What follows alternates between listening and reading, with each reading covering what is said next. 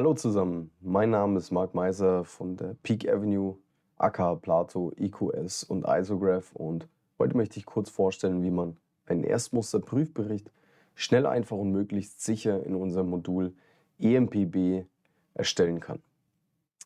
Ja, kurz vorab, warum brauche ich überhaupt einen Erstmusterprüfbericht? Und zwar, dieser dient dem Lieferanten als Nachweis dafür, dass eben die gelieferten Produkte den Qualitätsanforderungen des Kunden entsprechen.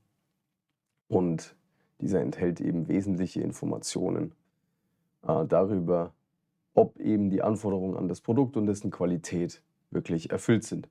Darüber hinaus werden dem Kunden auch die Ist-Werte der Erstmusterteile präsentiert, zusammen mit einigen anderen Dokumenten und Nachweisen, je nach Vorschrift, Norm oder individuellen anderen Anforderungen des Kunden. Hier befinden wir uns im Modul EMPB. Und nur zur Info, ich habe bereits ein neues Teil angelegt, Kunden und Maschine zugeordnet. Sowas geschieht normalerweise über eine Standardschnittstelle zum jeweiligen ERP-System. Wir starten jetzt hier, wie man sehen kann, in der Zeichnungsintegration, würden jetzt hier einfach dementsprechend die benötigte Zeichnung einlesen, bekommen dann das Ganze angezeigt. Und bei größeren Zeichnungen wie hier macht es durchaus Sinn, das Ganze in verschiedene Teile aufzugliedern bzw. Schnitte. Wir bekommen jetzt alle geometrischen Informationen links, also alle Merkmale links angezeigt, einfach indem wir den jeweiligen Schnitt markieren. Wir können auch Textinformationen verarbeiten, wie man hier links auch noch sehen kann. Ja, im nächsten Schritt betreiben wir noch ein bisschen Feintuning, damit eben die Stempel kollisionsfrei ausgerichtet werden, damit wir auch dementsprechend mit der Maus dann auf jeden Stempel zugreifen können. Ja, wenn wir jetzt auf Fertigstellen klicken, dann wird die Zeichnung im Hintergrund automatisch gestempelt. Ja, jetzt können wir in die Zeichnung eben gehen, auf ein bestimmtes Merkmal klicken und uns alle Spezifikationen dazu auf der linken Seite hier anzeigen lassen, also Toleranzen, Sollwerte etc. Man könnte jetzt auch von Hand Stempel entfernen oder von Hand Stempel hinzufügen. Wenn wir hier auf irgendeine Position draufklicken, dann wird uns die dementsprechend hier auch angezeigt in der Zeichnung. Wichtig ist, wenn man fertig ist, dass man die Zeichnung freigibt. Was bedeutet wirklich Freigabe? Freigabe heißt, dass alle Merkmale wirklich okay sind und die Zeichnung jetzt wirklich verwendet werden kann. Jetzt suchen wir uns das im Fokus stehende Teil hier aus. Suchen uns den Kunden das dementsprechende Werkzeug bzw. die Maschine aus und können uns jetzt den Erstmusterprüfbericht in verschiedenen Arten darstellen lassen. Wir unterstützen verschiedene Formate und Formulare. Das Ganze kann nach VDA aufgestellt sein oder auch nach PPAP oder Aerospace. Wir nehmen jetzt einfach mal VDA 2, die 6. Auflage, und wie Sie sehen können, haben wir hier so die klassischen Kopfdaten, die Sie von so klassischen Erstbemusterungsformularen kennen. Interessanter wird das Ganze, wenn wir in den Reiter Nachweise gehen.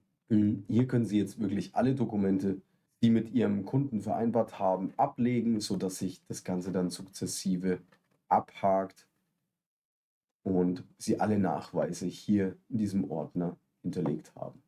Interessanter wird es dann beim Messbericht, wenn wir den öffnen. Dann sehen wir erstmal eindrucksvoll gar nichts, weil wir müssen erstmal die richtige Zeichnungsversion aussuchen, auf die zugegriffen werden soll.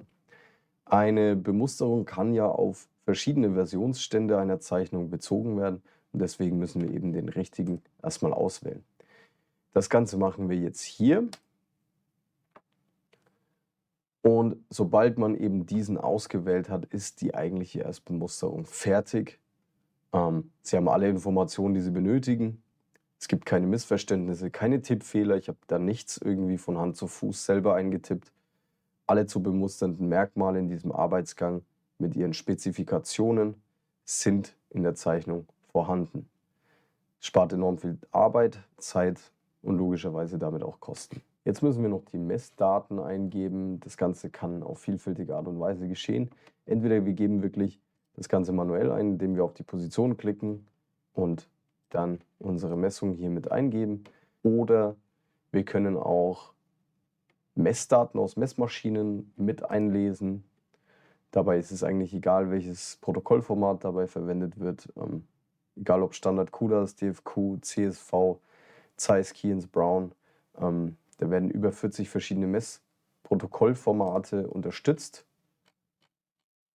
Insofern ist es eigentlich egal, aus welchem Protokollformat man das Ganze einlesen möchte. Wir müssen nur den Typ auswählen, die Datei und dann werden die Messwerte automatisch übernommen.